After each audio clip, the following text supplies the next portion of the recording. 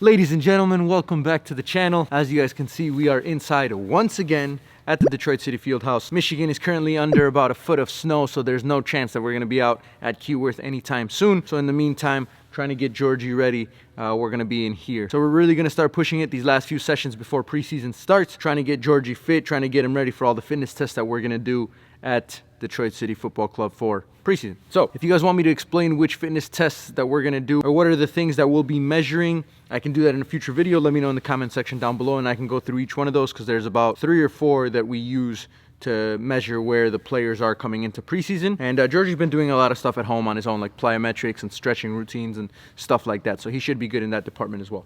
But yeah, that's enough talking. We're going to get straight into the video. So welcome to another session, guys. Before we get started, I do want to say this video is sponsored by our good friends at Skillshare. We can talk a little bit more about that later, though. We're getting close to preseason, so now pretty much every session is high intensity and a lot of work time, getting Georgie ready and fit for when the team gets back together. I'll explain a little bit about each exercise as we go through them.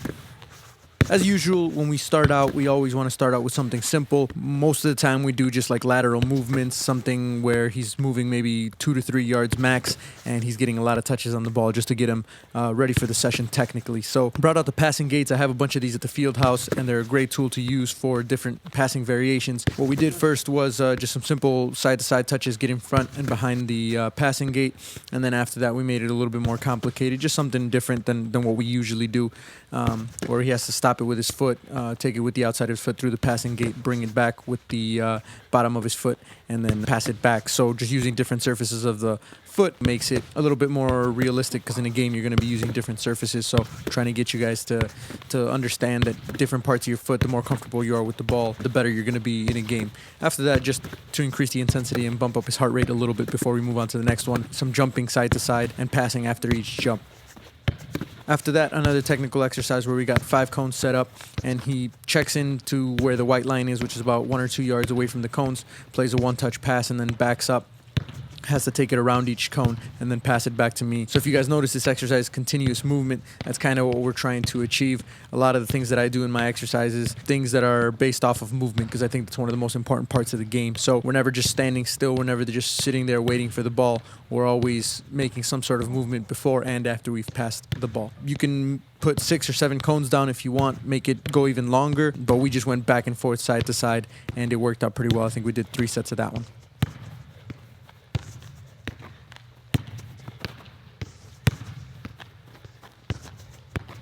After that, took out the ball and we just did some speed and agility. I just put the speed rings, and we did quite a few different variations of the speed ladder exercises.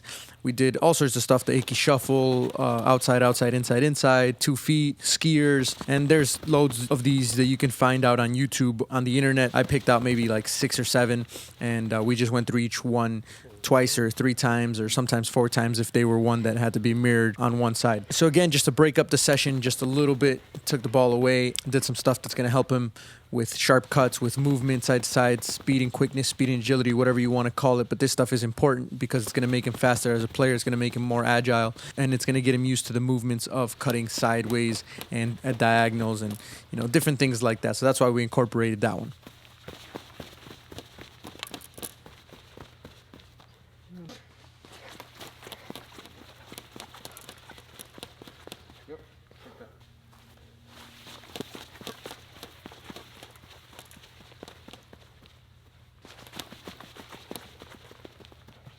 So before we get into the next exercise, I think this is a perfect time to talk about our sponsor for today's video.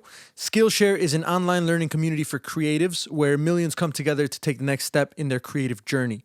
Skillshare offers thousands of inspiring classes for creative and curious people on topics such as productivity, freelance and entrepreneurship, film and video, and so many more. I actually just started a class by Thomas Frank called Productivity for Creatives, Build a System that Brings Out Your Best. So he's a YouTuber just like myself, and he's found that the same approach he uses for productivity in his craft also works for regular tasks. I'm excited to see how he has applied his methods towards daily habits. The cool thing about Skillshare is that there aren't any ads and new premium classes are always popping up, so you can stay focused and see where your creativity takes you. It's also less than $10 a month with an annual subscription. So if this interests you, which it definitely should, go ahead and be one of the first 1,000 people to click the link in the description, and you will get a free trial of the premium membership. Thanks again to Skillshare, and let's get back to the session. So after the quick footwork, we incorporated the BlazePods, and I've been using these a lot in the last few sessions with Georgie just to get his mental game on point, trying to give him some visual cues. Sometimes I do things where I just call out a number, some sort of cue that lets him know where he wants to go or where he should go. I just find the BlazePods really easy to set up. It doesn't take me more than 30 seconds, and all of these exercises, for the most part, I just create on my own. I can create them through the app. They're easy to make, and I can pretty much change everything around from the colors, the duration, the delay time, whether he has to tap them or whether they'll go off after a certain amount of time. And then obviously I just get creative as far as using the ball and using the BlazePods to create exercises that are going to help us in a game or just get him more fit or whatever the case may be. But like I've told you guys in previous videos, it just makes it a little bit more fun and it brings something a little bit different to the session so that they're a little bit more engaging. Georgie is still mentally involved within the session. He doesn't get bored, basically. So we did a few different variations, a few with the ball, a few without the ball. We added some distracting colors as well. So not only is he just looking for the pod that's lighting up, but now he has to differentiate between the one that he wants to go to and some of the other ones that are distracting. So it's really just like a game, right? If you're playing on the team that has blue uniforms versus a team that has red uniforms, wherever the blue is, maybe that's where you want to pass the ball, or wherever the red is, maybe that's a space that you don't want to go into. So just him seeing these visual cues should be able to translate a little bit in the game. Like I said before, as far as my philosophy, I don't think that a lot of the individual sessions you can replicate game scenarios because there's just so many different factors. But if we can incorporate little things like that and sprinkle these in the individual sessions, then I think that's good for him. So if you guys want to buy the BlazePods, go ahead and use my link in the description. You guys will get a little bit of a discount, so it's better than buying them just straight off the website. And obviously, it helps Coach Javi pay his bills as well. I really like them. I highly recommend them, and I wouldn't be pushing them out if I didn't think they were a good product. So go ahead and check those out, and make sure you use my link in the description.